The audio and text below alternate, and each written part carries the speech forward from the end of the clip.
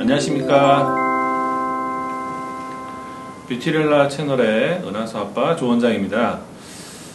오늘 시간에는 속눈썹 점 제거 또는 아이라인 점 제거에 대한 이야기를 좀 해보려고 합니다. 개인적으로 이 점을 매일 여러 명 꽤 오랫동안 치료를 해오고 있기 때문에 나름 노하우와 경험이 많이 쌓이다 보니까 내원 환자들도 점점 누적이 되고 있는 것 같아요. 그리고 상담하시는 분들도 많이 있기 때문에 그런 분들에게 도움이 되고자 오늘 한번 내용을 준비를 해봤습니다. 속눈썹과 아이라인에 생긴 점을 다른 원장님들께서 잘 치료하지 않는 이유 중에 안전상의 문제를 제일 1번으로 하고 계신 것 같습니다. 그래서 안전에 대한 문제를 해결을 하고 그 다음에 이 특수 부위라고 생각을 하다 보니까 이런 것들은 이제 대학병원으로 이렇게 주로 많이들 보내시는데 그렇지 않고도 충분히 해결할 수 있거든요. 눈 주위에 생긴 점이기 때문에 눈에 되게 잘 띕니다. 처음에 흐렸을 때는 눈에 잘 안 보이지만 점점 진해지거나 크기가 커지게 되면 눈에 제일 먼저 띄는 부위이기 때문에 신경을 많이 쓰이게 되는 그런 점이더라고요. 그래서 제거를 하게 되면 만족도가 높고, 아이라인이 이제 위쪽 눈꺼풀하고 아래쪽 눈꺼풀이 있는데 위쪽 눈꺼풀은 제 경험상 아래쪽보다 훨씬 더 점이 크게 생깁니다. 그래서 시야를 가리는 경우들이 종종 있습니다. 그래서 이 점을 해결하게 되면 눈에서 점이 안 보인다고,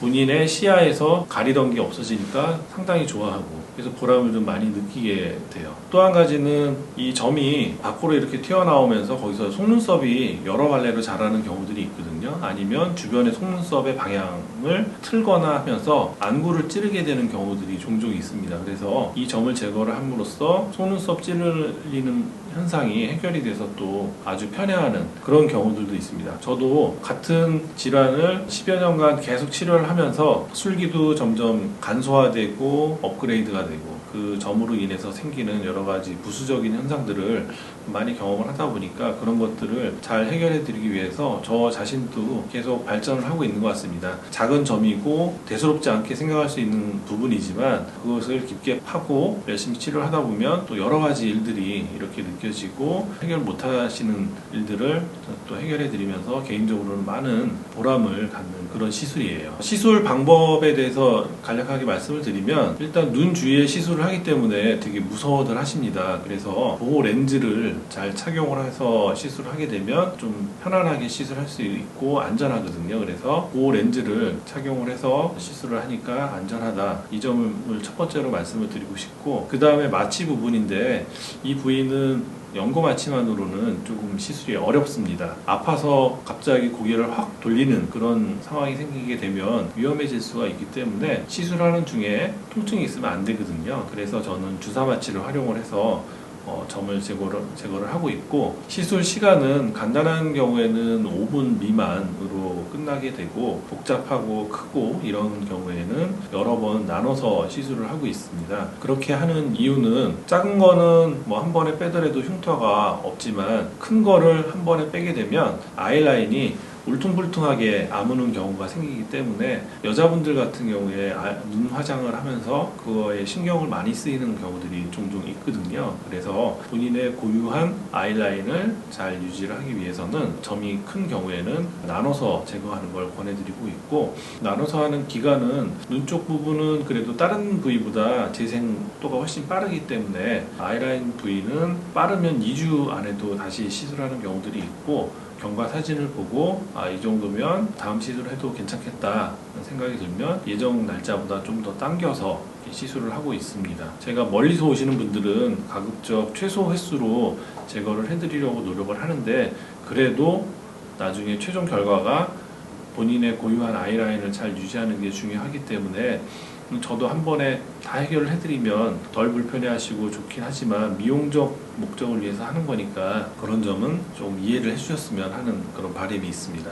그리고 민감한 부분인데 비용적인 부분에 대해서 문의를 많이 하시는데, 저희 병원은 이제 2가지 지불 방식이 있습니다. 시술하는 날마다 회당으로 비용을 결제를 하시는 방법이 있고, 이 점이 다 없어질 때까지 통으로 비용을 결제를 하시고 내원 횟수에는 상관없이 제가 끝까지 책임을 지는 2가지 결제 방식이 있는데요. 한 덩어리당 비용이 다른 병원에 비해서는 좀 더 고가인 건 사실인데, 그만큼 저희의 병원의 노하우와 결과를 믿고 맡겨주신다고 하면 제거하고 나서 만족도가 높기 때문에 자세한 비용은 내원을 하셔서 상담을 해주시면 감사하겠다는 말씀을 드리고 싶고, 행위별로 비용을 내는 것보다는 전체적으로 한 번에 비용을 내고 다 제거가 될 때까지 저에게 맡겨주시면 그게 회당 비용보다는 훨씬 비용이 저렴해요. 그렇게 비용은 운영을 하고 있습니다. 점을 제거한 이후에 관리 방법에 대해서도 많이 궁금해들 하실 텐데, 눈 주위 부분이기 때문에 테이프를 붙일 수가 없습니다. 그래서 저희가 항생제 안연고를 처방을 드리고 첫 일주일은 하루에 2번이나 3번 정도 상처가 마르지 않도록 안연고를 바르도록 이렇게 권유해드리고 있고, 그 이후에는 하루에 한두 번 정도 2주 정도까지 열심히 바르시게 되면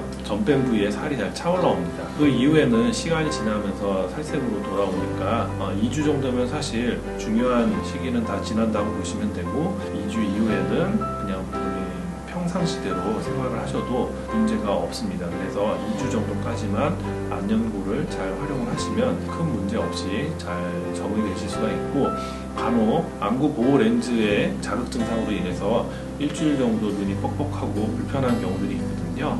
그런 경우에는 인공 눈물 주로 사용을 하고, 정 많이 불편하시면 안과에 가시면 그 보호 렌즈를 껴드리는 경우들이 있어요. 그러면은 훨씬 편하게 그 불편한 시간을 지낼 수도 있습니다. 이번 시간에는 속눈썹 점 제거에 대한 일반적인 이야기를 말씀을 드렸고, 저는 앞으로도 속눈썹 점 제거는 제가 진료를 안 하는 그날까지도 열심히 제거할 치료 분야라고 생각을 하고 열심히 하고 있습니다. 저는 다음에 또 유익한 내용으로 찾아뵙도록 할게요. 경청해 주셔서 감사합니다.